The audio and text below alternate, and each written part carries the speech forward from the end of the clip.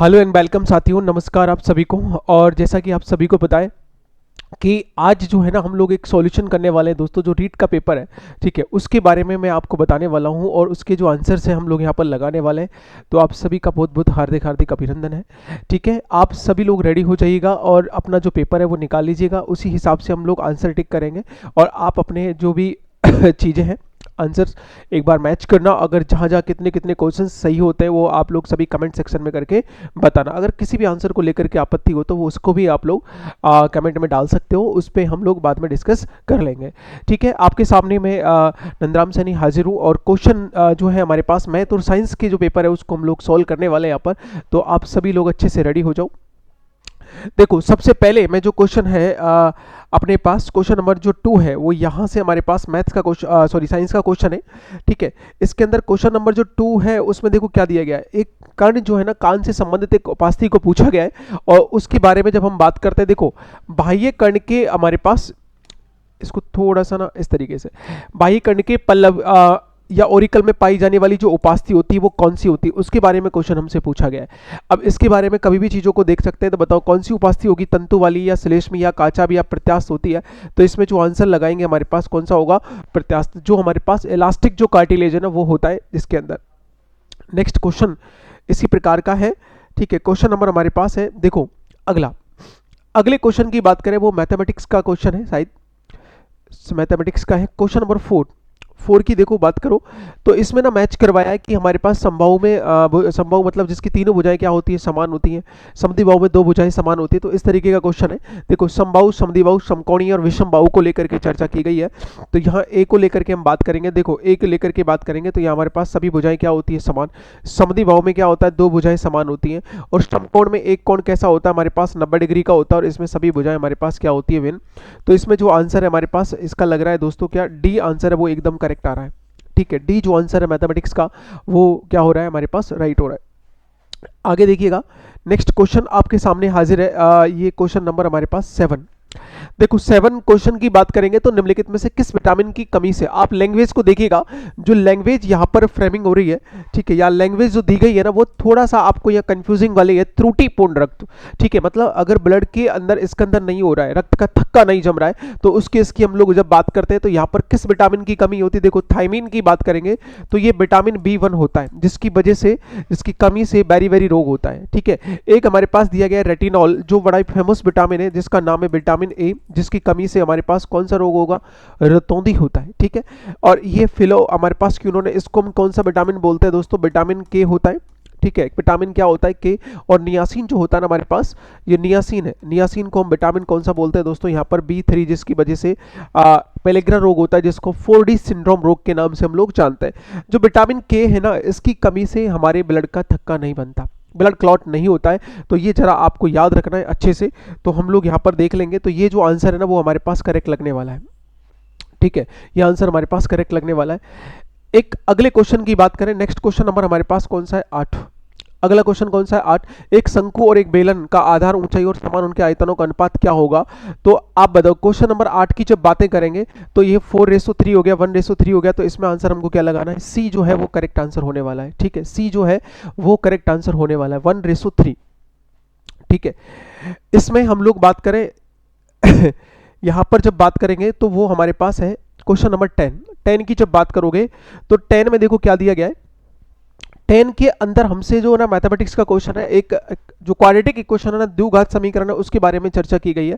उसके हल के जो ये समीकरण दी गई है ना, इस समीकरण के बारे में कहा गया है कि जो भी इसके हल निकल के आए तो उनको एक क्रमबद्ध तरीके से ना उनको व्यवस्थित करें। तो क्रमबद्ध तरीके से देखो, सबसे पहले ना मैं आपको बता देता हूँ, इसके अंदर देखो आप सीधा आंसर लगा लो, इसमें क्या आने वाला है, सी आंसर है वो आने वाला है, दैट्स ऑल। ठीक है, आप सीधा आंसर देख लेना, इसका क्या आंसर आएगा हमारे पास, 10 नंबर का जो आंसर है वो हमारे पास क्या लगेगा, सी आंसर लगेगा। उसके बाद हमारे पास क्वेश्चन 10 के बाद में देखो, ये जीके के क्वेश्चन है, उसके बाद हमारे पास आता है 12 और 13, 12 और 13। एक सेकेंड, ये जो 12 नंबर का क्वेश्चन है उसके अंदर प्रायिकता को लेकर के सवाल किया गया है कि एक पासे को अगर फेंका जाता है तो ऐसे कितने अंकों का योगफल 10 होगा और उनकी प्रायिकता ना वो किस किस तरीके से हम लोग यहाँ पर देखेंगे। देखो 12 की बात करें तो उसके अंदर सवाल दिया गया है, निष्पक्ष पासे को 2 बार फेंका जाता है तो उनका अंकों का 2 बार फेंकने पर उनके अंकों का योग 10 होता है। ठीक है, तो उसकी प्रायिकता क्या होनी चाहिए, तो सवाल ये है।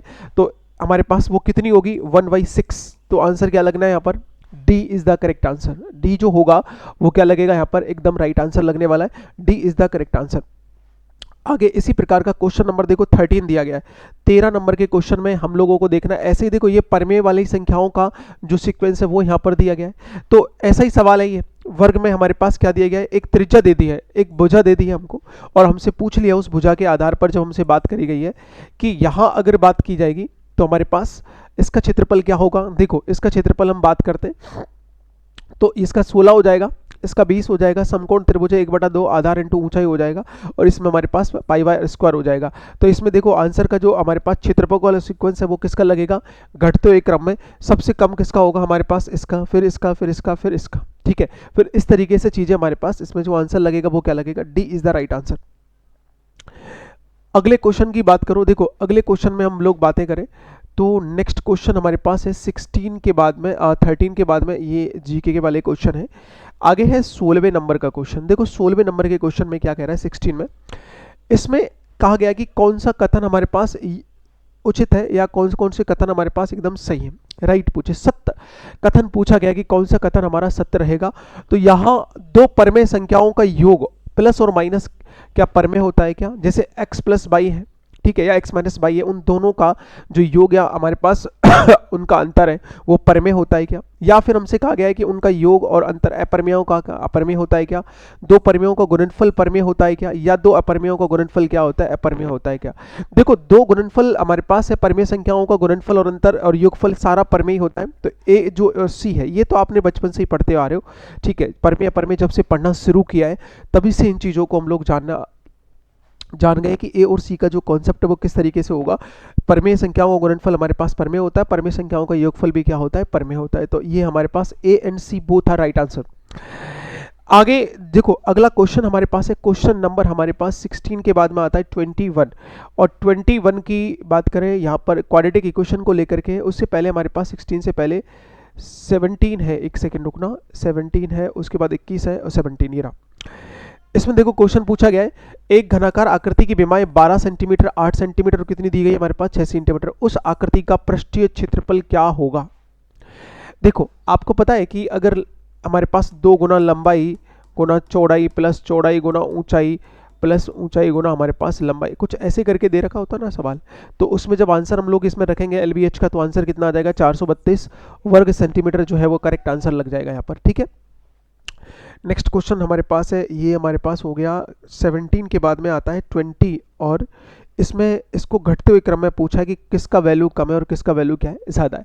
देखो 20 जो हमारे पास नंबर का क्वेश्चन है उसमें देखो ये कहा गया है कि इसमें जो क्वेश्चन है पहले जो नंबर पे दिया गया है वो सी है, ठीक है, सी के बारे में हमसे कहा गया है 20 में सी, उसके बाद आप देखोगे तो सी के बाद में हमारे पास कौन आता है बी, ठीक है, उसके बाद में 2 आएगा, उसके बाद में क्या आएगा हमारे पास √3 आएगा, उसके बाद में हमारे पास क्या आएगा डी आएगा, और उसके बाद में क्या आएगा 1। तो सबसे छोटा कौन सा होता है ये, और इसी आधार पर सबसे बड़ा कौन सा होता है हमारे पास सी होता है, 3.14 के आसपास कुछ वैल्यू होती है। ठीक है, तो ये जो वैल्यू है ना हमारे पास ऐसे करके ये इसको ऐसे ऐसे लिखा गया है। ठीक है, तो ए जो है वो करेक्ट आंसर होने वाला है यहाँ पर 21 के अंदर। 21 के बाद में आता है 20 के बाद में हमारे पास है ये क्वाड्रेटिक इक्वेशन वाला सवाल है। क्वाड्रेटिक इक्वेशन में हम बात करेंगे तो देखो क्वाड्रेटिक इक्वेशन में अंदर x बराबर क्या दिया गया 2 + x² दिया गया है, बराबर क्या दिया गया हमारे पास इसमें √3 हो तो x माइनस, देखो ऐसे सवाल बहुत आते हैं, कई बार है ना ऐसे सवाल भी पूछा जाता है x² माइनस के 1x², ये भी हमसे सवाल पूछा जाता है।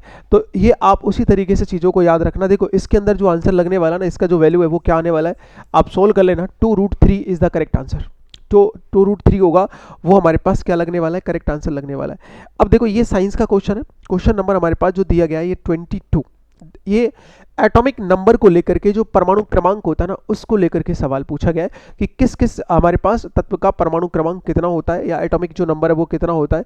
देखो जरा आप देखिएगा यहाँ पर जो रेडियम होता है ना, रेडियम की बात करेंगे तो रेडियम के अंदर हमेशा रेडियम की जब बात करते हैं, देखो यहाँ पर ए का जो है हमारे पास 88 होगा, ए का कितना होता है 88, और जो टाइटेनियम होता है ना, टाइटेनियम की बात करेंगे तो ये कितना होता है हमारे पास 22, और रेहोडियम जो RH होता है, RH की बात करेंगे तो वो कितना होता है 45 होता है। सिलिकॉन की बात करेंगे तो सिलिकॉन में हम लोग क्या लिख लेंगे हमारे पास 14 आ जाएगा। क्या आ जाएगा? 14। तो यहाँ पर डी की जो वैल्यू है वो क्या हो जानी है हमारे पास? ये हो जानी है। ठीक है, इसमें जो आंसर है वो क्या लगना है हमारे पास? ए बराबर ये और बी बराबर और सी बराबर और डी बराबर, ये सारी चीज़ें हम लोगों को यहाँ पर रखनी है। ठीक है, तो उस तरीके से यहाँ पर डी जो आंसर है वो हमारे राइट आंसर लगने वाला है यहाँ पे। अगला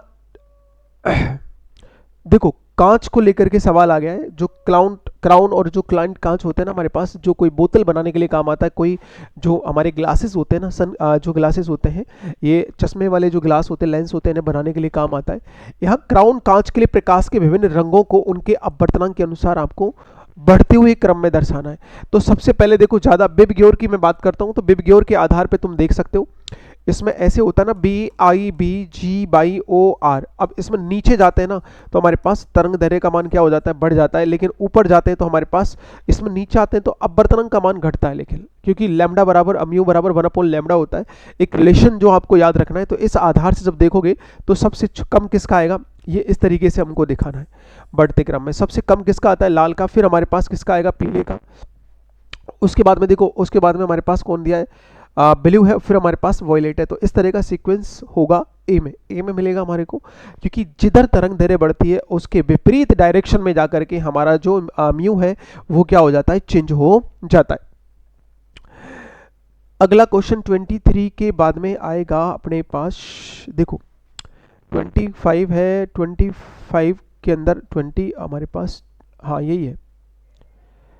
ठीक है, 24 हो गया ना। 24 में तो है ही नहीं बुद्धिमत्ता वाली चीज़ों में। 24 में सी प्राथमिक मानसिक गुणता है, ये नहीं है। ठीक है, इसमें देखिएगा 25 नंबर का क्वेश्चन है अपना। एक सेकंड रुको, ये पाई चार्ट वाला क्वेश्चन है। और पाई चार्ट वाले क्वेश्चंस में कई बार जैसे सवाल पूछ ले जाते हैं ना, तो हम लोग उसमें जब बात करते हैं 20 इसके अंदर, तो जैसे उसमें सारणी बना करके सवाल पूछता है, उसमें नंबरिंग पूछता है, तो उसका नंबर वगैरह हमसे पूछा जाता है। तो देखो यहाँ ना, ये हमारे पास है मध्य बिंदुओं को जोड़ने वाली कहानी है।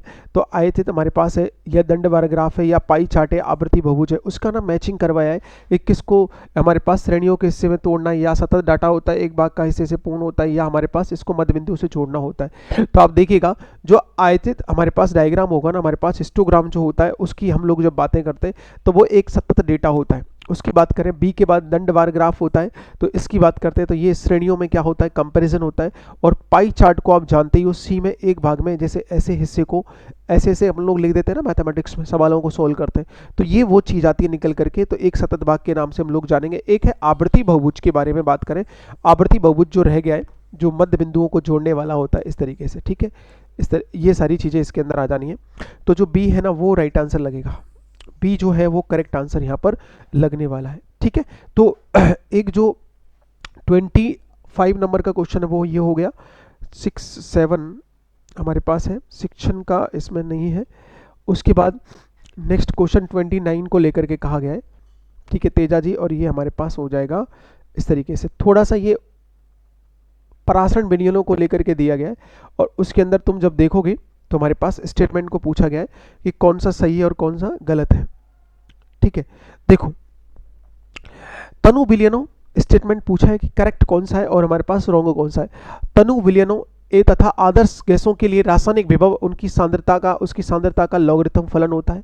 ठीक है, या वाष्प दाब को कम करना या विलयन का अणुसंख्य गुणधर्म नहीं होता, या परासरण अपारगम झिल्ली और विलायकों को सम्मिलित नहीं करती है। ठीक है, तो या हम लोग बात कर सकते हैं यहाँ पर आदर्श विलयनों में विलय और विलायक दोनों रूलेट के नियम का पालन करते हैं। देखो यहाँ अगर बात करते हैं तो ये तो एकदम सही है, डी वाला कैसा है, ये करेक्ट है, क्योंकि सॉरी ये इनकरेक्ट है, क्योंकि परासरण है ना सेमी परिवल मेम्ब्रेन जो अर्धपारगम झिल्ली होती है उसी के माध्यम से होता है। क्योंकि जो हमारे पास विलायक है ना वो गति करता है परासरण में, विलय गति नहीं करता, विलय गति करता है हमारे पास विसरण में। एक है वाष्प दाब को कम करने वाली जो कंडीशन है वो हमारे पास इसके गुणधर्म पर ये निर्भर नहीं रहता, ये करेक्ट है। ठीक है, तो ए और डी है ना दोनों करेक्ट है हमारे पास। इसमें जो आंसर लगाना है अपन को क्या लगाना है, बी और जो सॉरी ए और जो डी है ना वो हमारे पास क्या हो जाएगा, करेक्ट आंसर आ जाएगा। ठीक है, तो यहाँ पर जो आंसर है वो लगने वाला है डी। क्वेश्चन नंबर 30 वापस से हमारे पास मैथमेटिक्स का आ चुका है। ठीक है, मैथमेटिक्स में बात करेंगे। देखो यहाँ एक मैच की एक श्रेणी के हमारे पास कबड्डी टीम द्वारा जो पॉइंट्स अर्जित किए गए ना उनके बारे में कहा गया है। और इनके बारे में जब बात की गई है तो यहाँ हमारे पास है इतने इतने अंक दिए गए, तो उनसे हमारे पास 28 टीम ये 28 के बाद में टीम द्वारा अर्जित अंकों की जो माध्यिका है ना वो पूछी गई है। तो इसमें जो आंसर है वो आप सीधा निकाल लेना इस तरीके से, कितना आ रहा है हमारे पास 12 जो आंसर को आएगा, ए is the right answer.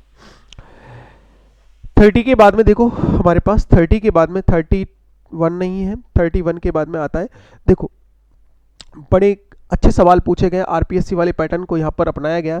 Her question के अंदर एक सवाल के अंदर 4 सवाल इसमें इन्वॉल्व कर दिए गए, ठीक है। कथन स्टेटमेंट वाले कौन सा गलत है और उस तरीके का पैटर्न यहाँ पर इन्होंने बना लिया है, ठीक है। देखो इसके अंदर जब बात करें तो यहाँ पर आप देखोगे तो परमाणु क्रमांक को लेकर के सवाल है।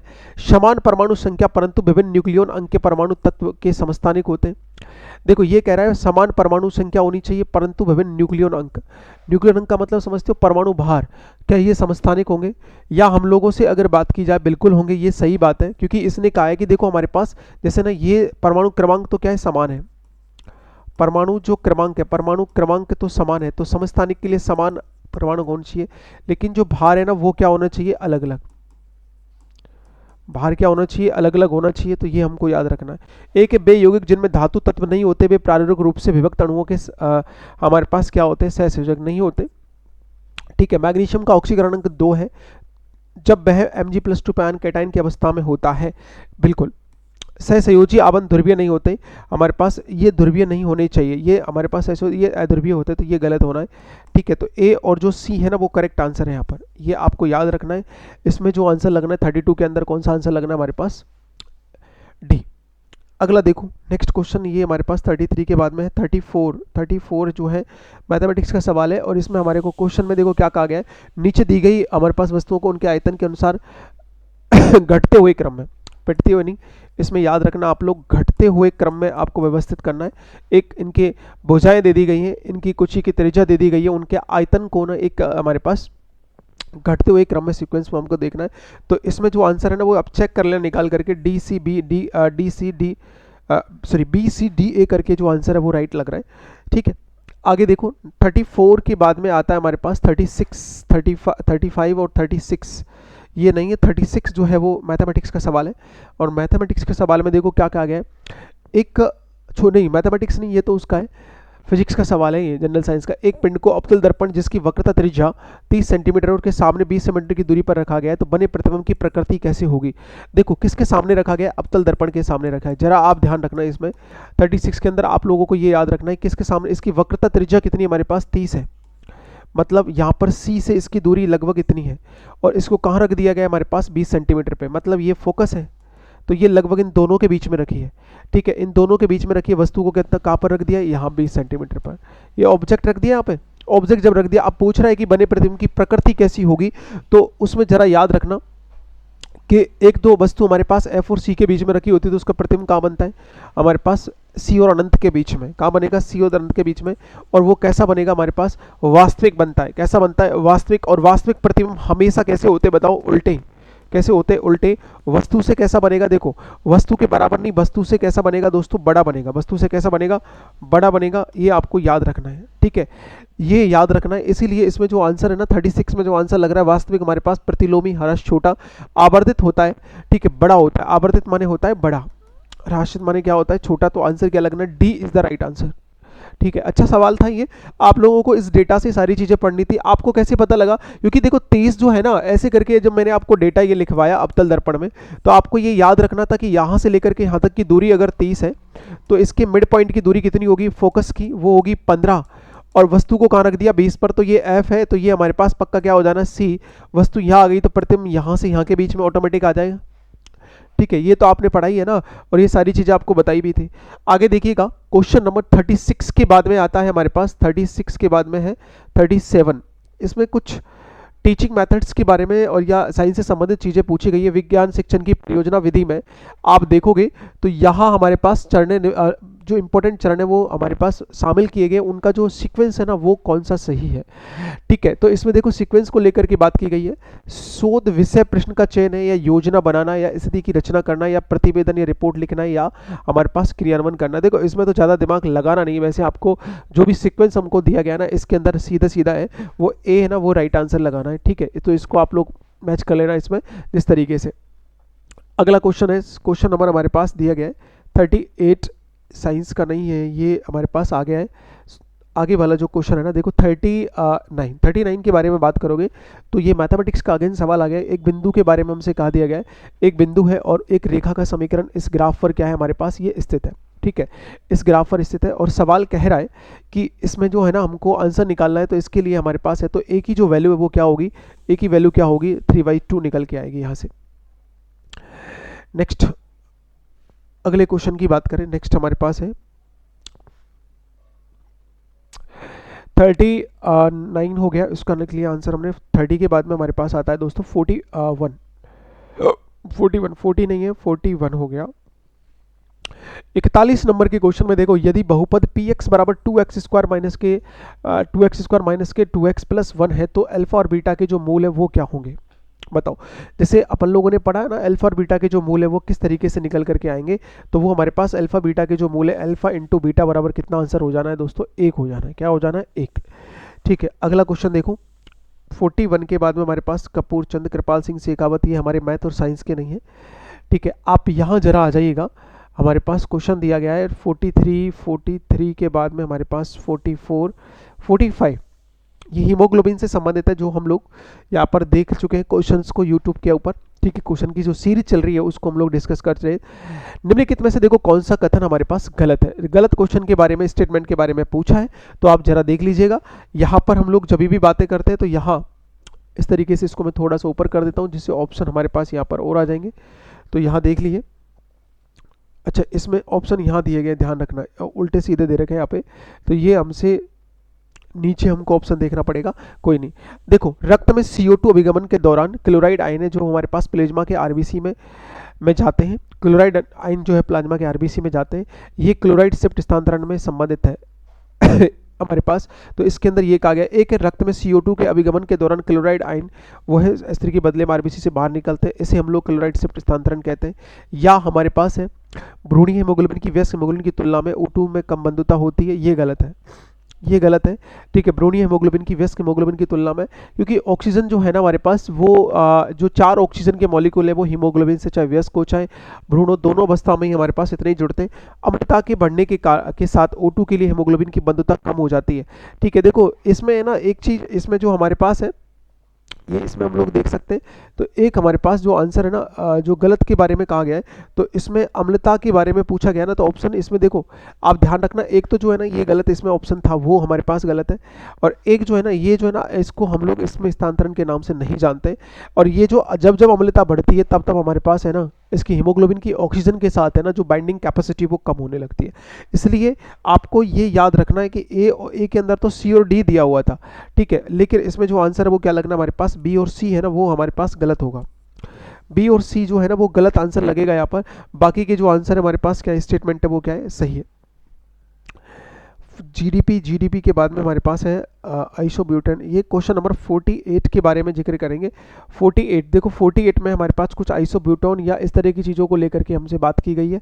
देखो इसमें जो आइसोब्यूटोन है ना, जो हमारे पास ब्यूटाडाइन जो रबर होती है, ठीक है, जो रबर के बारे में कभी सवाल आता है तो इसके अंदर देखो एक आइसोब्यूटोन है, एन हमारे पास है, एक की बात करेंगे तो एन आइसोकोशन है, एन ब्यूटेन है, एन अनडेकेन है। ठीक है, अब देखो सुनो इसके बारे में हमसे कहा गया है, तो यहाँ जब तुम बातें करोगे तो यहाँ पे हमारे पास जो आइसोब्यूटेन का फॉर्मूला है ना वो हमारे पास किससे मैच खाता है, ये CH3 CH2 और कार्ल-ट्वाइस और क्या आ जाएगा CH3 आ जाएगा। ठीक है, उसके बाद हम बात करेंगे एस जो हमारे पास है ये आएगा CH3 CH2 का, ये 18 ये वाला सवाल हो जाएगा। और सी में जो है ना एन ब्यूटेन का, तो ये आप सब जानते ही हो CH3 कार्ल-ट्वाइस ये CH3, और इसमें एन अनडेकेन का ये लास्ट बच ही गया, तो जो सी है ना वो आंसर हमारे पास यहाँ पर लगने वाला है। ठीक है, इसमें ये क्वेश्चन हो जाएगा हमारे पास 48 नंबर का। 48 के बाद में आता है 49 में नहीं है, 50 में भी नहीं है।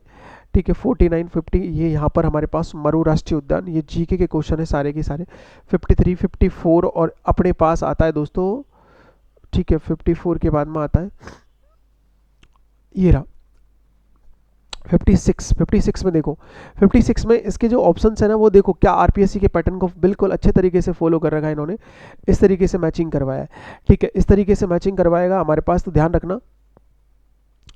देखो इसमें क्वेश्चन क्या पूछा गया है, देखो इसने कहा गया है कि जो शिक्षण अधिगम में सहायक सामग्री है वो पूछी गई है। आप देखो जो दृश्य विजुअल शिक्षण अधिगम सामग्री है वो हमारे पास कौन सी होती है, वो फिल इन ग्राफ होता है। क्या होता है, फिल इन ग्राफ होता है। श्रव्य या ऑडिटरी शिक्षण जो अधिगम है हमारे पास, वो क्या होती है, हमारे पास रेडियो होती है, जो हम सुन करके चीजों को सीखते हैं समझते हैं। ठीक है जैसे रेडियो के माध्यम से होता है। एक है दृश्य ऑडियो शिक्षण अधिगम जो सहायक सामग्री है, वो हमारे पास कौन सी होती है, दूरदर्शन से हम लोग देख सकते हैं। और एक जो दी गई है ना हमारे पास, देखो यहाँ पर पहले का चौथा, फिर दूसरे का हमारे पास फर्स्ट, चौथा फर्स्ट और हमारे पास थर्ड, और इसका हमारे पास क्या हो जाएगा, जो भी आएगा वो उसका आंसर क्या आ जाएगा, सीडी या डीबीडी के रूप में ये आंसर लग जाएगा। तो यहाँ पर देखो इसका जो आंसर होना था ना वो कौन सा था, से लास्ट में 56 के अंदर ये दिया गया था ना, इसके बारे में देख लग सकते हैं, सूचना वाली है, वो सीडी डीवीडी के फॉर्मेट में चीज़ें आ जाएंगी। तो देखो इसमें जो आंसर है हमारे पास वो क्या आना है, वो आना है दोस्तों अपने पास ए का हमारे पास 4 था, इसको मैच कर लेना, ये ए जो है वो हमारे पास करेक्ट आंसर यहाँ पर लग जाएगा। नेक्स्ट क्वेश्चन नंबर 50 जो हमारे पास है 6 के बाद में 7 जो है ना वो हमारे पास आ गया है जीके का। और उसके बाद हम लोग देखते हैं, बड़ा गजब का पेपर आपका बना है। ठीक है बहुलक माध्यिका को लेकर के सवाल दिया गया है, तो थोड़ा सा इसको कर लेते हैं छोटा, जिससे तुम तक सारी चीजें पहुंच जाए। देखो निम्नलिखित में से कौन सा जो हमारे पास है ना कथन उचित नहीं है, कौन सा चीज हमारे पास चीजें हमारे पास सही नहीं दी गई है। देखो 4 क्वेश्चनों को जब तुम पढ़ोगे ना, 4 ऑप्शंस को पढ़ोगे, तो आपको उसके लिए सही या गलत करने के लिए 4 कथनों को पढ़ना पड़ेगा। तो इसलिए पेपर थोड़ा सा टफ बन गया है। माध्यिका या हमारे पास हम बात करते हैं या उचित डाटा का जो मध्यमान होता है, या बहुलक के डाटा का सबसे अधिक प्रचलित मान होता है, या माध्य माध्यिका से हमेशा बड़ा या बराबर होता है बहुलक माध्यिका, या हमारे पास माध्यिका वाली चीजें होती है। तो इसमें सी और डी है ना वो हमारे पास वो गलत है, सी और डी को हमने क्या कह दिया गलत, तो इसमें आंसर लगाना है सी और डी। तो बी जो है वो राइट आंसर होने वाला है। ठीक है बी और जो हमारे पास डी है वो आंसर रहित लगेगा। ठीक है इसमें जो आंसर हो गया है, अगला सवाल इसमें 59 में देखो, ये 59 के अंदर सवाल वही क्वेश्चन है। इसमें क्वेश्चन देखो हर क्वेश्चन के अंदर हमारे पास चीजें वही ऑप्शन वाली, देखो ऑप्शन यहाँ दे दिए गए। ठीक है और यहाँ पर हमारे पास क्वेश्चन पूछा गया है, साइंस का क्वेश्चन है, जबरदस्त क्वेश्चन है। सही कथनों को चुनो। लवण को लेकर के और क्षार को लेकर के और हमारे पास अम्ल को लेकर के सवाल कहा गया है। लवणों का जल अपघटन, ठीक है, कॉमा बिलियन के पीएच मान पर परिवर्तन नहीं लाता है, या फिर हम लोग कह सकते हैं सही को चुने लाता है। भाई ये तो गलत हमारे पास हो चुका है, तो ये हमको याद रखना है। लवण आयनिक और यौगिक, जो हमारे पास लवण आयनिक यौगिक होते हैं जो तब बनते हैं जब एक अम्ल और एक क्षार के साथ क्रिया होती है, एकदम सही बात है। ठीक है एकदम सही बात है। तो यहाँ पर अम्ल और क्षार के साथ क्रिया करने के बाद में ही चीजें हमारे पास क्लियर होती हैं। भी हमारे पास राइट था। अधिक सांद्रता के लवाड़ की डालकर एक रसायन बनाना जो पानी में बहुत कम घुलनशील होता है के प्रभाव को हमारे पास लवण छिपी प्रभाव कहते हैं, ये भी सही बात है। लवण की प्रकृति अम्लीय होती है। लवण कैसे होते हैं, उदासीन होते हैं, इनका हमारे पास नेचर है ना वो ऐसा नहीं होता। ठीक है इनका नेचर, क्योंकि हमारे पास अम्ल और क्षार की प्रक्रिया होती है तब जाकर के लवण का निर्माण होता है, और उस प्रक्रिया को न्यूट्रलाइजेशन या उदासीनीकरण प्रक्रिया के नाम से उसे जाना जाता है। ठीक है तो बी और सी जो है ना वो राइट आंसर आ रहा है, बी और सी है वो यहाँ पर एकदम करेक्ट लगने वाला है। क्वेश्चन नंबर जो हमारे पास 59 का जो आंसर दिया गया था, 59 के बाद 60 और ये हमारे पास आगे आ जाओ। इसमें कार्बन की मात्रा हमारे पास देखो 30 ग्राम जो कार्बन की जो मोल मात्रा का जो हमारे पास सवाल है वो पूछा है। ठीक है तो आप इसमें देख लेना इसके अंदर देखोगे तो हमारे पास जो वैल्यू आ रही है ना 30 ग्राम कार्बन की जो मात्रा का जो मोल है वो हमारे पास कितना होता है, वो हमको याद रखना है, वो 360 हमारे पास मोल है वो आ जाएगा यहाँ पर। ठीक है आगे देखिएगा, ये कॉपर लिमिटेड के एक सवाल हमारे पास दिए गए, तो 60 के बाद में 66 60 पियाजे, ये तो हमारे पास वो है बच्चों के विकास को लेकर के कहा गया है। 4 हो गया 5, ठीक है 5 के बाद में है 6 के बाद में 7 8। अब देखो इसमें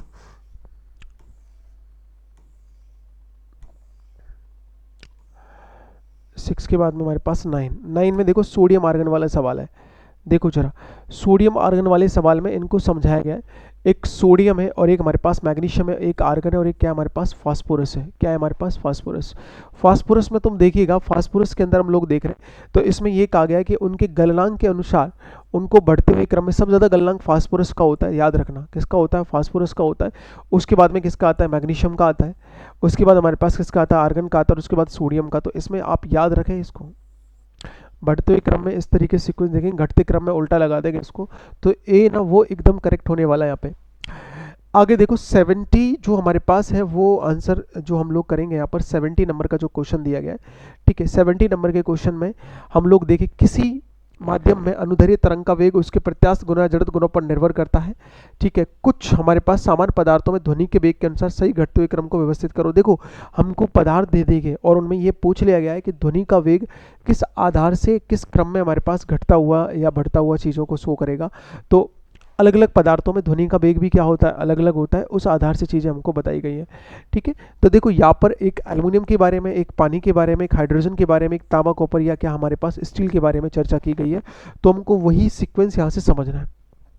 आप इसमें देखो जो हमारे पास सही घटते हुए क्रम है, तो हमारे पास घटते हुए क्रम की बात करेंगे तो यहाँ पर जो आंसर है वो कौन सा लगेगा? जो बी है ना वो राइट आंसर लग जाएगा 70 के अंदर, ठीक है। तो इसको आप लोग देख लेना। अब जो भी क्वेश्चन आपके गलत हो रहे, कितने गलत हो रहे कितने सही हो रहे, तो एक बार लास्ट में जब क्लास हो जाए तो उसके बाद आपको इनका निष्कर्ष निकाल कर देना है। यदि किसी वृत्त की त्रिज्या 50% बढ़ा दी जाती है, देखो तो उस वृत्त के क्षेत्रफल में कितनी वृद्धि होती है? अगर इसके हमारे क्षेत्रफल को हमने बढ़ा दिया गया तो उसके कितनी वृद्धि होती है? तो छोटे छोटे सवाल होते हैं तो इसमें तो ज़्यादा दिमाग लगाना ही नहीं था। 125 जो आंसर है वो आ रहा था। ये साइंस का क्वेश्चन आपको दे दिया गया है, वही आरपीएससी वाले पैटर्न पर हमसे राइट स्टेटमेंट है ना वो पूछा है।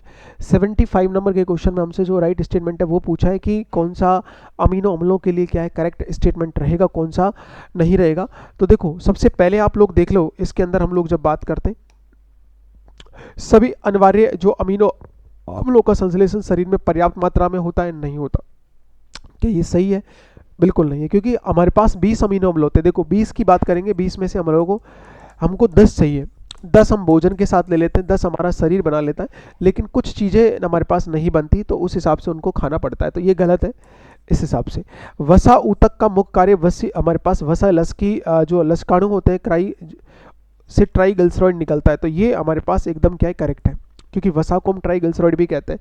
गैर कार्बोहाइड्रेट स्रोतों से ग्लूकोज के बनने की प्रक्रिया ग्लूकोनियोजेनेसिस के नाम से जानते हैं।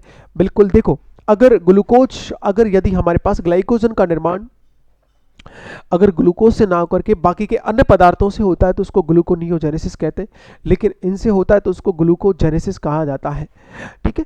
हमारे पास एक है साइनाइड, एक मारक विष है क्योंकि ये एटीपी सिंथेसिस में बढ़कर उसे अवरोधित कर देता है। साइनाइड तो आपको पता है एक पॉइजन है, एक तरह का क्या है हमारे पास, जैसे जो बुलेट होती है ना, गोली होती है, तो गोली के अंदर पॉइजन के रूप में साइनाइड होता है जो हमारे ब्लड में जाकर के रिएक्शन कर लेता है और हमारे ब्लड की बहने की जो क्लॉटिंग है वो कर देगा और व्यक्ति की क्या हो जाती है, डेथ हो जाती है। इसलिए जब गोली लगती है ना हमारे पास बंदूक से निकल करके, इसलिए हम उससे मर जाते हैं, ठीक है। तो जो डी आंसर है, बी और सी और डी जो आंसर है वो करेक्ट होने वाला है इसके अंदर। 75 के बाद में देखो 75 के बाद में हमारे पास 79 और ये आ गया। देखो इसके अंदर आगे देखो, इसमें बड़ा सिंपल सा सवाल पूछा 70 इसके अंदर 6 के अंदर हमसे एक संस्था का नाम पूछा गया है कि पशुधन मवेशियों के लिए राजस्थान की प्रथम लिंग किस्म ठीक के लिए सेक्स सॉर्टेड वीर्य प्रयोगशाला में उद्घाटन जो उसका किया गया है, बताओ कहाँ किया गया था। इसका जो उद्घाटन है ना वो हम लोग देखेंगे, तो यहाँ पर उदयपुर में, जयपुर में, अलवर, टोंक और हमारे पास इसके अंदर। तो मैं चाहूँगा कि इसका आंसर आप लोग लगभग सभी लोगों को पता हो तो अच्छी बात है। देखो यहाँ जो आंसर है हमारे पास उदयपुर के अंदर सौर वेधशाला है, जयपुर के अंदर हमारे पास और बाकी की चीज़ें हैं, तो ये हमारे पास अलवर में हमको याद रखना है। तो इसका आंसर क्या लगना है, टोंक जो है ना वो करेक्ट आंसर यहाँ पर होने वाला है, ठीक है। करेक्ट आंसर यहाँ पर होने वाला है, टोंक का जो आंसर है वो हमारे पास लगेगा 76। टोंक नहीं, एक सेकेंड, जयपुर इसमें टोंक नहीं, टोंक के लिए तो जयपुर है, जयपुर इसमें जो आंसर है वो क्या लगना है, जयपुर। 76 के बाद में अगला क्वेश्चन है हमारे पास 77 जयपुर में स्थित, ये अपने पास नहीं है, जंतर मंतर, ये हमारे पास ये 76 80 के बाद में आता है दोस्तों हमारे पास इंजीनियरिंग वाला मनरेगा। मनरेगा भी अपने नहीं है, ठीक है। ये आ गया क्वेश्चन नंबर शायद 84 के आसपास है, 84 में है ना, 84 में हमारे पास दिया गया है, ये एक समीकरण के बारे में हलों को पूछा गया है। 84 में देखो हमारे पास नीचे दी गई कौन सी रेखाओं के युग्म के बहुत से अनंत हल है, मतलब इसमें अलग अलग रेखा का समीकरण दिया गया है और इसमें पूछा गया कि किस युग्म के अनंत हमारे पास इनफाइनाइट सॉल्यूशन यहाँ से निकल करके आएंगे। तो आप उसको देख ले, 84 के अंदर 2 बार ये रिपीट हुआ है 84 वाला सिस्टम। तो देखो x प्लस वाई बराबर 2 और x माइनस वाई बराबर हमारे पास क्या दिया गया है, 0 दिया गया है। तो इसमें x प्लस वाई बराबर 1 है, 2x प्लस 2y बराबर 2, और ये पूरे दोनों समीकरण इस तरीके से दिए गए। तो आपको ज़्यादा इसमें देखना b और जो d का जो युग्म है ना, b और d का, इसका और इसका हमारे पास जो सॉल्यूशन मिलता है ना वो इनफाइनाइट होता है। क्या होता है, इनफाइनाइट जो सॉल्यूशन है वो यहाँ पर निकल करके आएगा 84 के अंदर। 84 के बाद में 5 और 6, ठीक है, 6 आ गया, ये भी नहीं है, 7 देखो वापस से मैथमेटिक्स का सवाल आ गया और इसके अंदर आप देखोगे तो एक न्यून कोण अधिक कोण को लेकर के हमसे चर्चा की गई है। इसके अंदर हमसे सवाल पूछा गया, एक सीक्वेंस को दूसरे सीक्वेंस से हमसे मिलवाया है, न्यून कोण हो गया अधिक कोण, देखो अधिक सम कोण न्यून कोण जो हमारे पास 90 डिग्री से कम होता है। तो आप जरा यहाँ पर देख लीजिएगा 87 की जब तुम बातें करते हो तो न्यून कोण की बात करेंगे तो हमारे पास बताओ न्यून कोण जो 90 डिग्री से क्या होता है, कम। अधिक कोण जो हमारे पास 180 हमारे पास इससे क्या हो जाएगा, ज़्यादा हो जाएगा, ठीक है। इसमें हम लोग बात करेंगे ये, और उसके बाद समकोण में हमारे पास 4th नंबर का आ जाएगा, और जो प्रतिवर्ती कोण होता है इसमें हमारे पास 180 से 360 के बीच में चीज़ें आ जाती है। तो इसलिए जो आंसर है वो क्या लग जाएगा हमारे पास, A is the correct answer इसके अंदर हो जाएगा। ये सिंपल सी परिभाषा थी, जिन्होंने कोण के बारे में थोड़ी बहुत भी चर्चा करी होगी ना तो उसको कोई दिक्कत यहाँ पर नहीं आई होगी, ठीक है। आगे देखो क्वेश्चन नंबर 84 के 87 के बाद में है 88। हाँ देखो सुनो, 88 के अंदर जो रिप्रोडक्शन से पूछा गया सवाल है, जो सबका फेवरेट टॉपिक होता है, उससे सवाल ये आया है हमारे पास 89 का। नर जनन तंत्र में जनन कोशिकाओं को पोषण प्रदान करने वाली कोशिका कौन सी होती है, और वो कोशिका होती है हमारे पास सर्टोली। कौन सी होती है हमारे पास, जिनको बोल सकते हैं हम लोग सर्टोलिक सेल या सर्टोलिक कोशिका के नाम से हम इसको जानते हैं, ठीक है ना। इसको सर्टोली सेल या सर्टोली कोशिका इसको कहते हैं। तो ये थोड़ा सा याद रखना। इसके अंदर हमारे पास जो आंसर है 89 में जो आंसर लगाना है अपन को क्या लगाना है, D is the correct answer. D के अंदर हमारे पास राइट आंसर हो रहा है। और एक जो है हमारे पास आगे देखिएगा 90 में हम लोग देखेंगे तो स्टेटमेंट को सही करवा रहा है हमसे।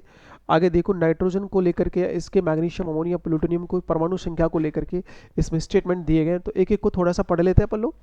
यहाँ पर तुम जब देखोगे तो इसमें देखो हमारे पास क्या आ रहा है, नाइट्रोजन की दूसरे तत्वों के साथ अभिक्रिया अधिकतर ऊष्मा शोषी होती है, ठीक है।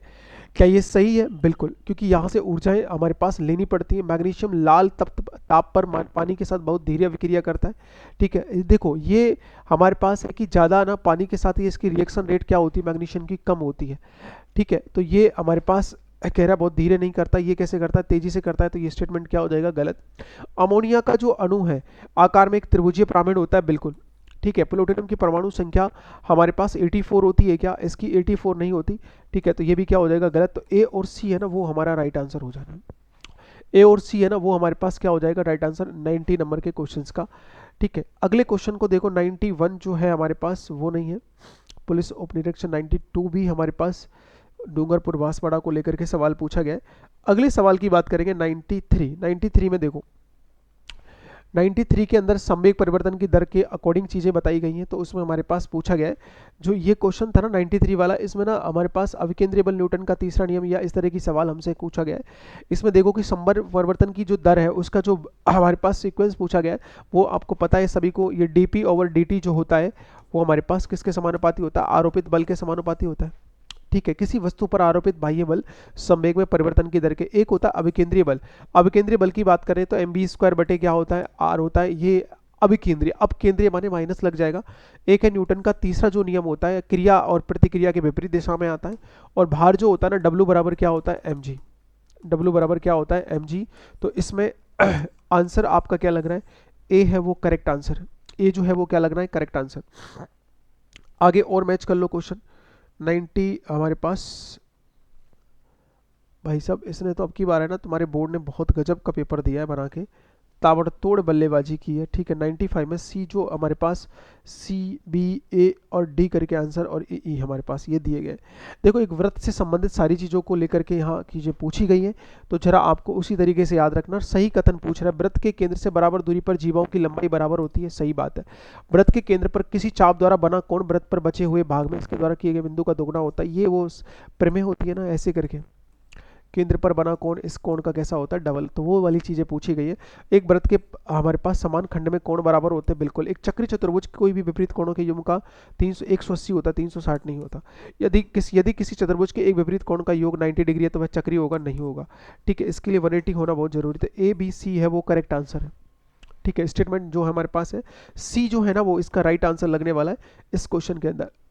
आगे देखो 93 के बाद में हमारे पास है 94 और इसके बाद में एक सेकंड इसी के नीचे आ गया क्या, 5 तो देख लिया ना हमने, 5 के बारे में तो बातें ही कर ली। 6 के बाद में 7 है, 7 में इसमें कहा गया एक संख्या को उसके घन में से घटाने के बाद 210 आता है, मतलब कोई भी संख्या है उसको अगर क्यू के हिसाब से हम लोग चीज़ों को देख लेंगे तो यहाँ पर उसके क्यू को इसमें घटा दो और उसमें से घटाने के बाद में ना हमारे पास ऐसे करके जो संख्या है वो कितनी आती है, 210 आती है, ठीक है। इसमें 210 आती है तो उसका जो नंबर है वो कितना होगा, तो वो एक्चुअल वो नंबर है कितना हमारे पास घन में से घटाने के बाद, ऐसा नहीं एक्स क्यू माइनस के एक्स है, इसमें ऐसे करना एक्स क्यू माइनस के एक्स है, तो 6 का 216 हो गया, 6 18 2 21, 216 माइनस के 6 बराबर 210 आ जाता है, तो ये तो 6 है ना हमारे पास सीधा ही आंसर, इसमें तो दिक्कत ही नहीं थी ना आपको।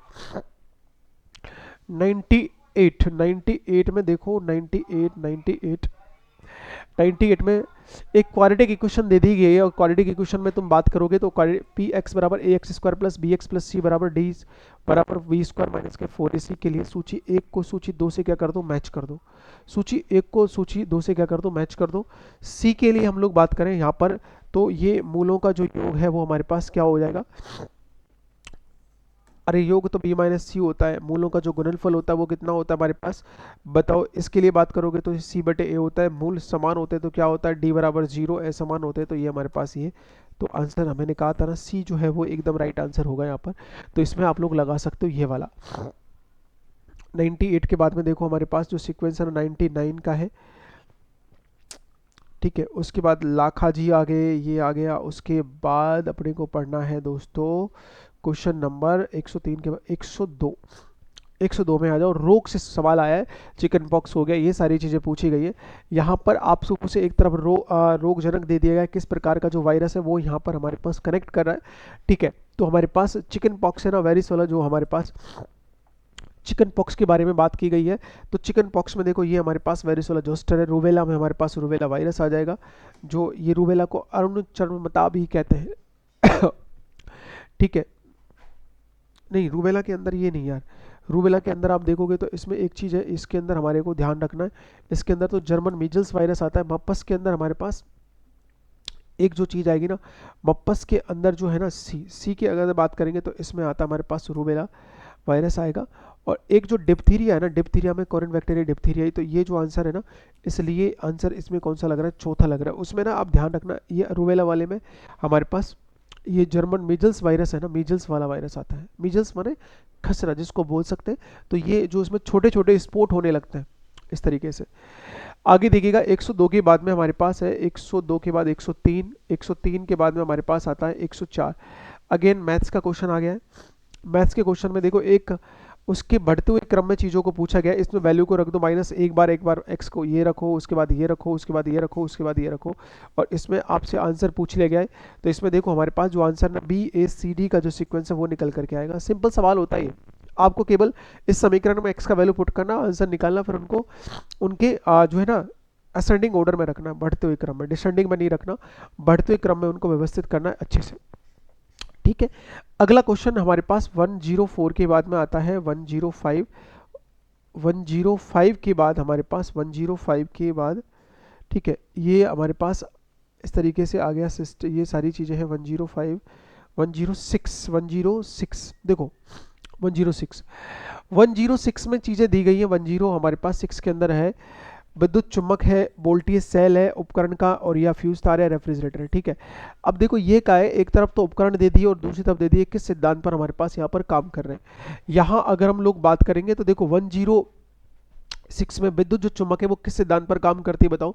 हमारे पास विद्युत धारा का चुंबकीय प्रभाव ऊष्मागति का दूसरा नियम होता है, या विद्युत धारा का हमारे पास हम बात करेंगे ये धारा का ऊष्मीय प्रभाव होता है, या विद्युत धारा का चुंबकीय प्रभाव होता है। विद्युत धारा का रासायनिक प्रभाव तो होगा ही नहीं।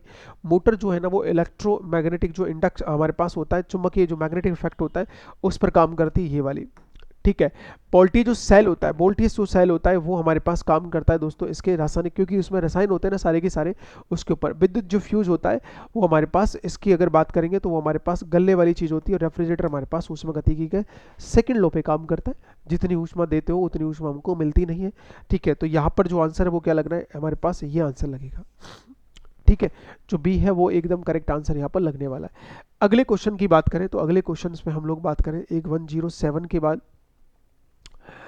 107 के बाद 108 108 देखो, एक पूर्णांक को 1 से 100 में यादृच्छिक रूप से चुना जाता है और वह पूर्णांक 2 और 5 दोनों में से विभाज्य, इसकी प्रायिकता क्या होगी।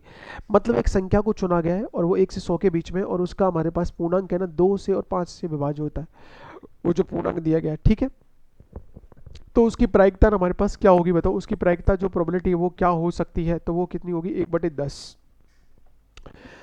आगे हमारे पास है 109 के बाद 108 के बाद में आता 109 और 10 दिया गया है। ठीक है, इसमें देखो आपको पादप कोशिका से संबंधित चीजों को देखना, मैं थोड़ा सा इसको नीचे कर देता हूँ, बस इतना सा। ठीक है, अब जब देखो आपके पास क्वेश्चन दिया गया 110 नंबर का क्वेश्चन है, किससे संबंधित है, पादप कोशिका से संबंधित है। पादप कोशिका की बात करोगे, पादप कोशिकाओं और उनके कार्यों से संबंधित सही कथनों का क्या करो, चयन करो। सही कथनों का हम क्या करना है यहाँ पर चयन करना है। अधिकांश जो है ना मृदु ऊतक जो कोशिका है अपने हमारे पास अपनी विभाजित होने की क्षमताएं बनाए रखती है, और अन्य प्रकार की पादप कोशिकाओं में क्या रखती है हमारे पास, विविध रहती है। बिल्कुल सही बात है। एक एक कोलन काइमा कोशिका दृढ़ ऊतक स्कलन काइमा कोशिका अपेक्षा अधिक दृढ़ होती है, ये गलत बात है। ठीक है, ये हमारे पास होती है ना स्कलन काइमा होती है, वो ज़्यादा होती है, लिग्निन की बनी होती है, जो कि हमारे पास बहुत ज़्यादा दृढ़ होती है, यांत्रिक सहायता प्रदान करती है। कोलन काइमा वाली तो हमारे पास सेलुलोज हेमी सेलुलोज की कोशिका भित्ति से मिलकर बनी होती है, जो कि श्रावण और स्टोरेज का काम करती है, बड़ी सॉफ्ट होती है। एक है वाहिनिका एवं वाहिनिका तत्व क्रियात्मक परिवर्तन पर मूर्त या लग्नीकृत होते हैं, ये सही है। ठीक है, हमारे पास उसके बाद है वाहिनिकाएं एक प्रकार की दृढ़ ऊतक कोशिकाएं होती हैं और पादप में जल का चालन करती है। ठीक है, देखो ये हमारे पास इसमें ये दृढ़ ऊतक कोशिकाएं नहीं होती हैं, आपको याद रखना है। ठीक है, ये दृढ़ ऊतक नहीं होती, इसलिए जो आंसर लगना है ना वो हमारे पास ए और सी है, वो हमारे पास क्या लगना है, करेक्ट आंसर लगना है। ठीक है, आगे क्वेश्चन नंबर 11 हमारे पास 111 सूची एक को सूची दो से मैच करवा रहा है, सूची एक को सूची दो से मैच करवा रहा है, तो आप सूची एक को सूची दो से मैच करिएगा। देखो इसमें जो आंसर है ना, जो भी आपका सीक्वेंस दे रखा है ए प्लस बी का होल स्क्वायर है, वो आप सभी को आता है, A square plus B square plus 2 आपने देखा होगा इसके अंदर। ठीक है, ए प्लस बी का जो होल स्क्वायर है वो हमारे पास यहाँ सभी को आता है, तो आपको याद रखना है ए के अंदर क्या हो जाएगा, ए प्लस बी ए स्क्वायर प्लस बी स्क्वायर। अच्छा, इसमें दोनों चीज़ें ना इसमें मैच करा दी, तो इसमें दोनों दे रखी है, तो सी में ये हमारे पास है ए माइनस बी का होल स्क्वायर। ये एक सेकेंड, इसमें ना इसमें हमारे पास जो आंसर लगेगा, देखो हमारे पास है ए प्लस बी का होल स्क्वायर, इसमें एक में माइनस आएगा, इसमें माइनस लगा लो, ए का क्या हो जाएगा, इसमें ये आएगा, इसमें माइनस नहीं है ना, टाइपिंग मिस्टेक है, इन दोनों को एक जैसा कर दिया, ए स्क्वायर माइनस बी स्क्वायर, तो इसका क्या आ जाएगा ये। तो देखो पहले का क्या हो रहा है, तीसरा, पहले का हमारे पास तीसरा आ रहा है, उसके बाद दूसरे का कौन सा आ रहा है हमारे पास, चौथा आ रहा है, पहले का तीसरा दूसरा चौथा आ रहा है, सी का क्या आ रहा है, फर्स्ट आ रहा है, और चौथे का तो वैसे क्या डी हो जाना, तो हमारे पास आंसर क्या लग जाना, डी। भाई मिस्टेक है, ये टाइपिंग की वजह से सारा हो गया। ठीक है, तो 111 में ये सिंपल से फॉर्मूला, इनको तो वैसे भी तुम लोग जानते ही हो कि भाई हमारे पास ये सारी चीज़ें ऑलरेडी आपको मालूम है। ये श्वसन को लेकर के सवाल पूछा गया, जबरदस्त सवाल है। ठीक है, श्वसन को लेकर के 100 हमारे पास कौन सा क्वेश्चन है, 112 नंबर का क्वेश्चन है, और सूची एक को सूची दो से मिलवा करके हमसे सवाल पूछा गया है। अंतः श्वसन मतलब सांस लेना, निःश्वसन मतलब सांस को बाहर फेंकना होता है। ठीक है, तो यहाँ पर आप देखोगे तो इस कंडीशन में जब देखोगे हमारे पास निःश्वसन आइसोशन के अंदर हम लोग जब बात करेंगे, क्या स्क्लेरन या स्क्लेरन हमारे पास, या स्टनिक क्लीडोमेस्टोइड, ठीक है, या जिसको हम लोग बोल सकते हैं दोस्तों ओरोजत्रुक कर्णमूल पेशियां जो होती हैं। ठीक है। या हमारे पास बाह्य अंतरा, ये जो है ना इसमें याद रखना, हमारे पास जो आंसर लगने वाला अंतरा परसों का जो पेशियां होती है ना, इंटर जो कोस्टल मसल होती है, वो सांस को लेने में छोड़ने में मदद करती है। एक एक गहन हमारे पास अंत शोषण की जो बात करेंगे, मांसपेशियां हमारे पास शिथिल हो जाती है, एक ये है इसमें गहन अंत शोषण की बात अगर करेंगे तो हमारे पास ये आ जाएगा। ठीक है, अब कौन सा बच गया, फोर्थ बच गया, तो इसलिए आंसर क्या लग जाएगा, बी जो है वो आंसर लग जाएगा इसमें। आगे 113, 113 में देखो, 113 के अंदर हमारे को संख्या दी गई है, 113 के अंदर 9 है, ये ऐसे 113 है, 9 12 6 12 11। ठीक है, तो इसमें जो आंसर है हमारे पास संख्याओं के लिए नीचे दी गई सारणियों के अनुसार बढ़ते हुए क्रम में इनको व्यवस्थित करना है। बताओ, अब इनका माध्य निकालो, इनकी माध्यिका निकालो, और क्या निकलवा रहा है, बहुलक निकालो, और उसका दो माध्य और दो बहुलक के आधार पर चीज़ों को पूछा गया है। तो इसमें जो आंसर लगा देना आप लोग, सारी चीज़ों को लगा करके ए बी सी और डी जो रहे राइट आंसर आ जाएगा। ठीक है, ए बी सी और डी है वो राइट आंसर आ जाएगा आपका। उसके बाद 113 के बाद में 114 नंबर का जो क्वेश्चन है ना, वो हमको याद रखना है आगे। ठीक है, 114 जो है ना वो आ रहा है, पानी के क्वथनांक को लेकर के सवाल है। देखो, पानी का जो क्वथनांक है वो हमारे पास देखना है आपको, पानी के क्वथनांक के बारे में सवाल किया जाएगा। तो यहाँ पर ए का जो है वो हमारे पास क्या हो जाएगा, 212 डिग्री फ़ारेनहाइट। प्रशांत जो शरीर का जो हमारे पास तापमान होता है वो 98.6। पानी का जो हिमांक होता है, हिमांक की बात करेंगे तो पानी का देखो हिमांक जो निकल करके आएगा वो हम बात करेंगे तो वो हमारे पास ये आ जाएगा। और कमरे का जो तापमान है वो हमारे पास कितना निकल करके आएगा, तब हम बात करेंगे। तो ये हमारे पास बच गया सेकंड वाला। तो यहाँ पर आप देखोगे सी का सेकंड था ना, तो इसमें ना हमारे पास देखो ये क्या आ जाएगा, सी जो है ना वो आंसर आ जाएगा, सी का जो सेकंड है वो एकदम करेक्ट आंसर है इसमें। हाँ, उसमें कंफ्यूजन मत होना, पानी में हिमांक में 32 डिग्री है, ये सॉरी 32 है, 32 इसमें आएगा थर्ड।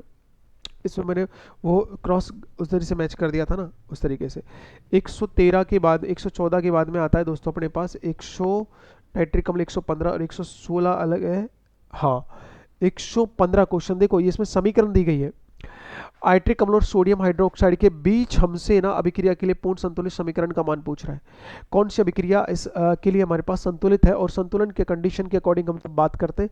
तो यहाँ पर जब बात की जाती है तो HNO3 और NaOH वाला जो क्रिया है वो हमारे पास एकदम, ये एक तो ये चीज़ हमारे, सॉरी इसमें रखना एक सेकेंड, ये नहीं, ये नहीं, इसके अंदर रुको एक सेकेंड। इसमें हम लोग जब बात करेंगे देखो क्या निकल करके आएगा। इसमें सवाल पूछा है ये जो है ना HNO3 और NaOH, HNO3 और NaOH, NO3 हमारे पास और ये H2O, तो ये निकल करके आती है, तो ये सही है। जो डी है ना हमारे पास वो करेक्ट आंसर है, डी का जो है वो हमारे पास, उसमें बी लग रहा है ना इसी तरीके से। आगे देखो 116 के बाद में है हमारे पास 117, 117 के बाद में हमारे पास है गणित शिक्षण के, ये हमारे पास 117 के बाद में आएगा दोस्तों 100 कहाँ गया, 117 के बाद में 118, 118 के बाद देखिएगा 118 सूची एक को सूची 2 से मैच करवा रहा है, सूची एक को सूची 2 से मैच करवा रहा है। तो इसमें देखो आप लोग देखोगे तो ए का क्या आएगा हमारे पास थर्ड। ठीक है, बी का क्या आ रहा है हमारे पास, बी का हमारे पास आ रहा है दोस्तों 4, और जो सी का है ना वो हमारे पास क्या आ रहा है फर्स्ट, और इसका ये हो जाएगा। तो हमारे पास सी जो है वो करेक्ट आंसर लग रहा है यहाँ पर। ठीक है, इसको देख लेना। अगला क्वेश्चन आपको हाजिर है 119, 118 के बाद में 119, 119 के हमारे पास 120, 122 भी अलग है, 119 ये रहा। इसमें समद्विबाहु समबाहु इसके बारे में सवाल पूछा गया है। ठीक है, समद्विबाहु के दो कोण क्या होते हैं हमारे पास, समान होते हैं। ठीक है, इसमें हमारे पास है, या एक त्रिभुज के कोणों का योग 180 डिग्री होता है, हमसे ये पूछा गया है। या हम लोगों से ये पूछा गया एक त्रिभुज में दो अधिक समकोण, नहीं ये नहीं हो सकते। एक त्रिभुज के दो कोण, एक त्रिभुज में दो कोण हो सकते हैं, दो कोण क्यों, इसमें तो 3 कोण होते हैं ना हमारे पास, तो हम लोगों को वो भी याद रखना है। तो इसमें तो ये तो गलत ही है ना दोनों, ये और ये सही है, तो डी आंसर है। ये तो सिंपल सा सवाल था, इसमें तो कोई दिमाग आपको लगाना नहीं था ज़्यादा। अगले क्वेश्चन पे देखो हम लोग 119 के बाद में आता है दोस्तों 121, 20 हमारे पास है इंदिरा गांधी, और ये रघुकुल तिलक साहब आगे 122 नंबर के क्वेश्चन की बात करेंगे। तो 122 नंबर के क्वेश्चन में गणित अधिगम के लिए निम्नलिखित में से हमारे पास कौन सी विधि सबसे उचित है। देखो, सबसे उचित वाली विधि की जब हम बात करते हैं तो वो हमारे पास कौन सी आती है, वो खोज विधि होती है, जिसमें हम लोग बात करेंगे इसके अंदर। 123 नंबर का जो क्वेश्चन है, देखो 123 में जो हमारे पास है राजस्थान की औसत अच्छा, ये 123 अपना नहीं है, वो उसमें संख्या लिखी हुई थी ना इसलिए। उत्केंद्रिता ग्रहों के चारों ओर, ये कैलकुलेशन वाला सवाल है जो प्लेनेट वाले टॉपिक से पूछा गया है। 124 नंबर का जो सवाल है ना, उसकी बात हम लोग कर रहे हैं। 124 में देखो हमारे पास सूर्य के चारों ओर ग्रहों की कक्षा का वर्णन उसकी अर्धदीर्घ कक्षा ए तथा उत्केंद्रित हमारे एसेंट्रिसिटी होती है उसके द्वारा दिया जाता है। अन्य उत्केंद्रिता एक वृत्ताकार तदनुपरी होते, शून्य से अधिक या एक से अधिक उत्केंद्रता दीर्घवृत्तीय कक्षा के तदनुपरी होते, तो पृथ्वी की कक्षा में उत्केंद्रता का मान। अब ये उत्केंद्रता आ रही है ना, ये एसेंट्रिसिटी होती है। ठीक है, सेंटर से कुछ परे, सेंटर यहाँ है तो सेंटर से कुछ परे जो हमारे पास वैल्यू आती है उसको ई बोलते हैं।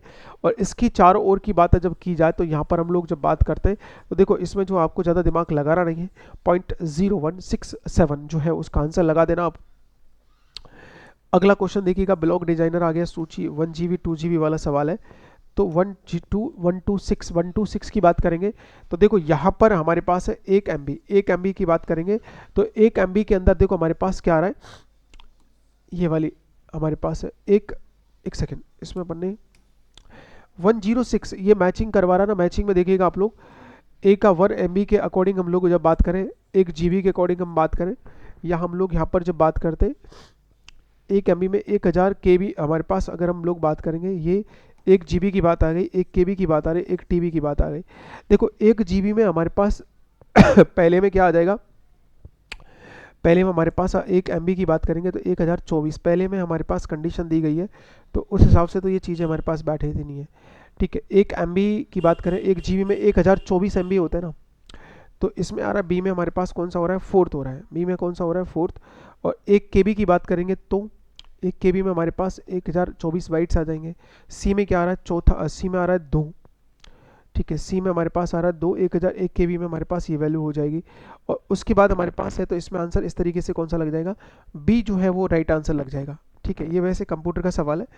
आयुष्मान कार्ड सहोदरा, इस तरीके से आंसर देखिएगा। इसमें एक आवर्ती बहुभुज है, 126 के बाद 124 के बाद 126, 129 मध्य बिंदुओं को लेकर के बात की गई। एक आवर्ती बहुभुज की रचना करने के चरणों को व्यवस्थित करो। एक आवर्ती बहुभुज की चरण हमारे पास रचना है वो किस सीक्वेंस में होगी, वो हमको उसके चरणों को एक एक करके लिखना है। देखो तो उसमें आंसर सीधा लगा देना आप लोग, जो सी है ना वो राइट आंसर लगने वाला है यहाँ पर। अगले सवाल की बातें करते हैं। अगला सवाल जो है ना हमारे पास दिया गया है 130 के बाद में 131 में देखिएगा, 131 में एक्स स्क्वायर माइनस के 5x प्लस 6 के गुणनखंड नहीं है, तो उसमें पूछा जाए तो आप याद रख देना बी और जो डी है ना, बी और जो डी है वो हमारे पास इसके सेगमेंट नहीं होते। बड़े गजब के सवाल पूछे गए आज से। ठीक है, इसमें 131 नंबर का ये आ गया। 131 के बाद में दोस्तों आ जाइएगा 132, 33, 34। ठीक है, उसके बाद हमारे पास 35 भी नहीं है, 36, उसके बाद 37, उसके बाद सीधा कौन सा आता है 38। 38 पे आ जाओ। देखो 38 की बात करो, 38 में अगर चीज़ों को कहा गया है, 38 की बात की जाती है तो 38 में देखो ओम के नियम को लेकर के विद्युत धारा विभांतर करने के प्रतिलोम पर महत्वपूर्ण है। इसमें देखो ओम के नियम के अनुसार हर भौतिक स्थिति के अंतर्गत हम लोग एक चालक विभव का उसे प्रभावित होने वाली विद्युत धारा के क्या होता है, समानुपाती होता है। ठीक है, इसमें हमारे पास ये जो है ना सही पूछा है, बहुत महत्वपूर्ण है, वो पूछा गया है, बहुत महत्वपूर्ण चीज़ पूछी गई इसमें जो है ना। एक तो ये ओम के नियम का सदस्य रूप ये है, और एक जो हमारे पास है वो हमारे पास कौन सा हो जाएगा, एक जो सी अर्चालक ओम के नियम का पालन नहीं करता है, ये हमारे पास नहीं है। ठीक है, तो सी जो है, बी और सी को लेकर के हम लोग बात करेंगे तो वो एकदम राइट आंसर हो जाना है। अगला 138 के बाद है दोस्तों 139 नंबर का सवाल। और 139 में जब बात करें तो इसमें देखो हमसे पूछा गया कि ये हमारे पास इनके व्यास को घटते क्रम में व्यवस्थित करके लिखो। तो इसके व्यास को हम घटते क्रम में व्यवस्थित करके लिखेंगे तो ए, सी, डी और ये आ जाना है बी। नेक्स्ट इसमें देख लेना तुम लोग, जो सूक्ष्म नलिका है ना, देखो इसमें ज़्यादा सूक्ष्म नलिका है, सूक्ष्म तंतु है, माइक्रोफिलामेंट है। सबसे ज़्यादा मोटा तंतु हमारे पास कौन सा होता है घटते क्रम में, तो सबसे ज़्यादा ये आ गया। ठीक है, इसमें फिर सी आ जाएगा, फिर हमारे पास ये आ जाएगा, फिर ये आ जाएगा, फिर ये आ जाएगा। सबसे छोटा कौन सा होता है बी, जो माइक्रोफिलामेंट होता है ना, छोटे छोटे होते हैं। ठीक है, इसके अंदर आगे 139 के बाद 140, 41, 42 ये रहा। इसमें ये सवाल है हमारे पास सीधी रेखाओं का योग में, और हमारे पास आगे दे रखा है किस तरीके से सीक्वेंस को मैच किया गया है, x प्लस बाई बराबर ये दिया गया है। अब इसमें देखो थोड़ा सा ना आपको सीधा सीधा मैं यहाँ पर आंसर लगा रहा हूँ मैथमेटिक्स के जो क्वेश्चंस का, आप तो बस मैच कर लेना इसमें क्या आंसर लगना है, तो उस तरीके की चीज़ों को देखना। सी जो है ना वो राइट आंसर है इसमें। 142 के अंदर जो सी लगा है ना वो राइट आंसर लगा है।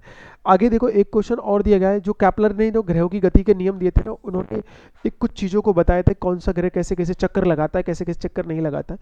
ठीक है, वो सारी चीज़ें हम लोग देख सकते हैं यहाँ पर। केपलर का जो दूसरा नियम है क्षेत्रफल के, हमारे पास इस नियम पर आधारित होता है। एक सेकंड रुकना, ऊपर इसमें चीज़ों को इस तरीके से पढ़ना पड़ेगा। और सही पूछा है कि अभिनियंत्रण, इसमें देखो केपलर का दूसरा जो नियम है ना, वो हमारे पास क्षेत्रफल के नियम कोणीय संवेग पर तुल्य है। एक तो ये पूछा गया है। केपलर का दूसरा नियम क्षेत्रफल के नियम रैखिक संवेग के नियम के तुल्य है। किसी ग्रह के आवर्तकाल का घन उसके दीर्घ अक्ष के वर्ग के क्या होता है, समानुपाती। किसी ग्रह के आवर्तकाल का वर्ग उसके अर्धदीर्घ के घन के क्या होता है, समानुपाती होता है। तो इसमें देखो इसके अकॉर्डिंग चीज़ें कही गई हैं, तो इसमें आंसर जो है ना ए और जो डी है ना वो हमारे पास राइट है। तो इसलिए जो ए है ना वो करेक्ट आंसर यहाँ पर लग रहा है। ठीक है, अगला देखिएगा हमारे पास 143 के अलावा 143 के बाद 144 है। 144 को भी देख लेते हैं एक बार। 144 के अंदर क्या कहा गया है। 144 के अंदर देखो, अम्ल एक ऐसा पदार्थ है जिसकी प्रवृत्ति हमारे पास लागू होती है 144 में। देखो हमारे पास इलेक्ट्रॉन को देने या प्रोटॉन को स्वीकार करने की होती है, ये सही है। प्रोटॉन की छः हमारे पास नहीं, लेने वाले प्रोटॉन न्यूट्रॉन को स्वीकार नहीं। प्रोटॉन और न्यूट्रॉन के छः, या हमारे पास ए जो है ना वही हमारा करेक्ट आंसर है। इसमें ए जो है ना वही राइट आंसर है 144 का। अब पेपर लगभग होने को आ गया है। 145 नहीं 146। 146 में देखिएगा कुछ चीज़ों को हमें बताया गया है।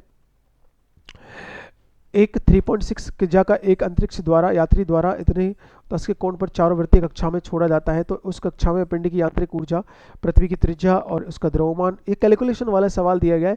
और इसके अंदर तुम देखोगे, देखो आंसर हमारे पास कितना निकल के आएगा माइनस के, ये हमारे पास मेगा जूल करके आएगा। एक 147 भी हमारा सवाल साइंस का ही है। ठीक है, साइंस के सवाल में हम लोग देख लेते हैं। शिक्षण सहायक जो है चांद कोण कंप्यूटर बीजगणित से सर, तो इसमें अब सीधा लिख लेना, ए का सेकंड, बी का फोर्थ, सी का फर्स्ट, और हमारे को क्या दिया गया है, ये सीक्वेंस पूरा पूरा दे दिया गया। ए का सेकंड हो गया, बी का फोर्थ है, सी का फर्स्ट है, डी का सेकंड है। ठीक है, तो इस प्रकार से जो हमारे पास क्वेश्चन की जो सीरीज है ना वो यहाँ आकर के देखो कंप्लीट हो गई है। तो अब आप लोग है ना एक काम करना, इनको सभी को ना इस तरीके से एक बार अच्छे से ना मैच करना और कमेंट सेक्शन में करके बताना कि इसमें आपके कौन कौन से क्वेश्चन सही हुए थे और कितने क्वेश्चन आपके सही हुए। ठीक है दोस्तों,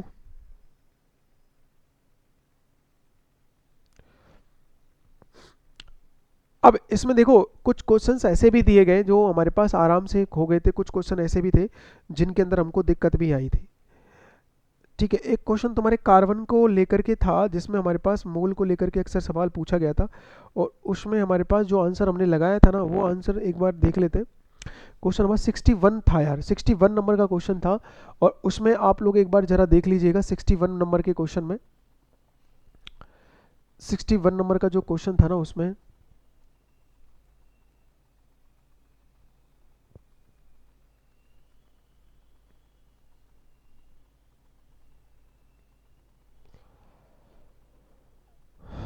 एक सेकेंड, इसमें 61 ये कार्बन का जो मोल है ना, इसमें आंसर है ना वो डी लग रहा था, अपन ने बी लगा दिया था, डी आंसर था उसका।